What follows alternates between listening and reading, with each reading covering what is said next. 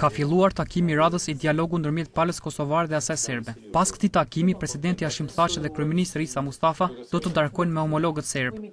Pjesëmarrësit në raundin e ri të dialogut ndërmjet Prishtinës dhe Beogradit sonte në Bruksel pritet të flasin rreth zgjidhjes së çështjeve që lidhen me urën në Mitrovic, duke filluar me formimin e Asociacionit të Komunave Serbe, si dhe zbatimin e marrëveshjeve përgjithësore të Serbisë.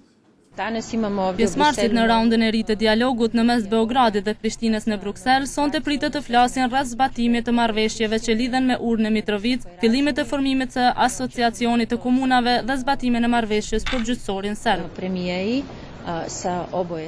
Disa orë para takimit, presidenti i Kosovës Hashim Thaçi, në një pronotësim për mediat, është shprehur se nga ky takim pret që tensionet ndërmjet Kosovës dhe Serbisë të ulen edhe më shumë.